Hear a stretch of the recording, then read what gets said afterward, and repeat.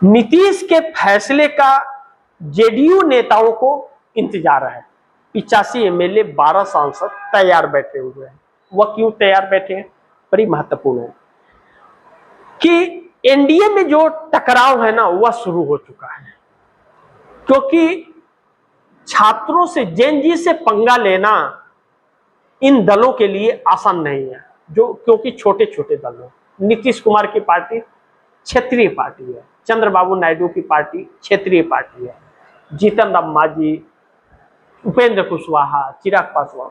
लेकिन चिराग पासवान की तरफ से कोई बयान नहीं है, और बयान तो एनडीए गठबंधन के किसी घटक दल से नहीं है, किसी भी नेता के तरफ से नहीं है। इसीलिए तो युवाओं का गुस्सा और भड़क रहा है। और बिहार में पप्पू यादव, जो निर्दलीय सांसद पूर्णिया से हैं और कांग्रेस के हैं, वह भूख हड़ताल पर बैठ गए हैं युवाओं को लेकर के। एक अलग कहानी बिहार में चल रही है, जो सरकार बहुत बुरी तरह से फंसती नजर आ रही है। और राहुल गांधी का कार्यक्रम भी होना है बिहार के अंदर, छात्रों से संवाद। तो नीतीश कुमार की पार्टी जेडीयू जो है, भाजपा से दूरी बनाने लगी है। यह वजह रहा कि 15 अगस्त को जो कार्यक्रम हुआ सीएम का, तो सीएम के उस कार्यक्रम में नीतीश कुमार के पार्टी के 2 डिप्टी सीएम उस कार्यक्रम से अपने आप को बाइकआउट कर लिए, नहीं गए। तो इस बात का कयास लगने लगा कि खेला होबे बिहार में, नीतीश फिर पलटने की तैयारी में है। क्या होगा वक्त बताएगा। लेकिन 85 एमएलए 12 सांसद जो हैं, गिरधारी यादव बांका संसदीय क्षेत्र से, जितेंद्र यादव मधेपुरा से सांसद है दोनों, इन दोनों ने राग छेड़ दिया है कि भाजपा मंजूर नहीं है, एनडीए छोड़िए। और नीतीश कुमार भी इसमें प्रयासरत हैं।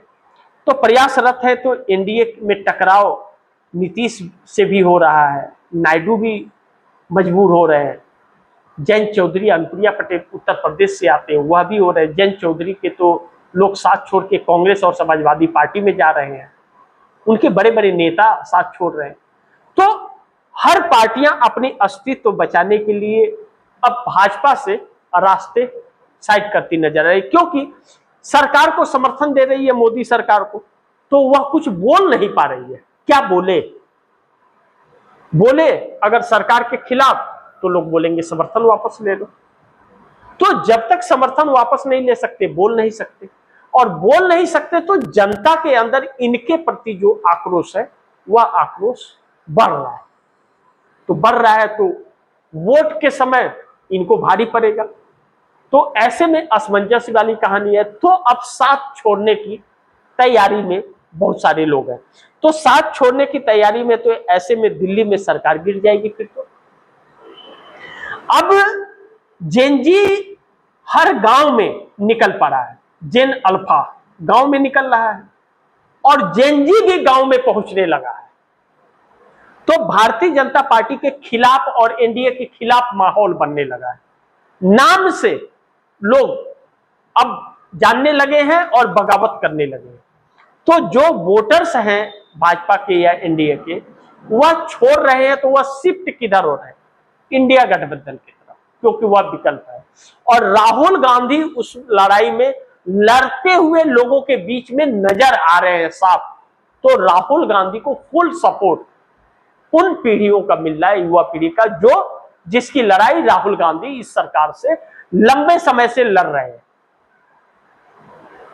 वह छात्रों की बात कर रहे हैं, अपनी सरकारों के खिलाफ भी बात कर रहे हैं, और सहयोगी दलों के खिलाफ भी बात कर रहे हैं, और सरकार के खिलाफ भी बात कर रहे हैं। एक सच्चे नेता की पहचान राहुल गांधी ने अपनी बना ली है। तो मोदी को उससे डर लग रहा है, सच से मोदी को डर लग रहा है। और मोदी का जो डर समाया हुआ था, वह डर लोगों का निकल गया है। तो मोदी को डर लगने लगा है। अब ऐसे में तो दिल्ली में फिर सरकार गिर जाएगी। भाई, अगर आप पूर्ण बहुमत की सत्ता तो आपकी है नहीं, और जो है वह एनडीए गठबंधन के है, तो वह आपके साथ नहीं है। तो साथ नहीं रहेंगे तो सरकार गिरेगी। लेकिन क्या 240 सांसद भारतीय जनता पार्टी के जो है, वह भारतीय जनता पार्टी के साथ हैं? तो वह भी साथ नहीं है। इसलिए एक नई संकट उत्पन्न हो गई है, क्योंकि उसमें भी बगावत हो रहा है। नरेंद्र मोदी से नाखुश है, क्योंकि नरेंद्र मोदी ने उनके अस्तित्व को 12 सालों में खत्म कर दिया। तो मोदी के संकट में कौन है? मोदी की सरकार है नहीं है, उन नेताओं को कोई फर्क ही नहीं पड़ा। सत्ता का कोई लाभ नहीं मिला उन्हें, और सत्ता जाएगी तो कोई फर्क नहीं पड़ेगा उन्हें, तो वह मोदी के खिलाफ है। सत्ता से कुछ लाभ रहता तो फायदा रहता, उन्हें तो डरा धमका करके रखाया गया था। तो वह अब मोदी के पाप के भागीदार क्यों बने? तो वह मोदी का साथ छोड़ रहे हैं। तो ऐसे में जब वह मोदी का साथ छोड़ रहे हैं, तो फिर पीएम दफ्तर के अंदर, पीएमओ में एक तनाव वाली स्थिति उत्पन्न हो गई है, और मोदी को यह नहीं समझ आ रहा है कौन साथ है कौन साथ नहीं है। और ब्यूरोक्रेसी को लेकर के भी तनाव है कि ब्यूरोक्रेसी इनके साथ है या नहीं है। तो ब्यूरोक्रेसी भी इनके खिलाफ होती हुई नजर आ रही है। अब ऐसे में मोदी का चेहरा जो है ना उतर गया है, मोदी का चेहरा उतर गया है, और पीएम का चेहरा बदलने की तैयारी चल रही है, उधर आरएसएस की तरफ से, इधर एनडीए की तरफ से। तो फिर जब चेहरा बदलने पर, प्रधानमंत्री का चेहरा भी बदलने पर, सांसदों के अंदर विचार विमर्श शुरू हो गया भारतीय जनता पार्टी के, और आरएसएस इसकी अगुवाई कहीं नहीं कहीं कर रहा है। उसे डर है कि आरएसएस के तरफ यह युवाओं की फौज अगर बढ़ गई तो उसका वर्षों का, 100 साल का सपनों का अंत हो जाएगा।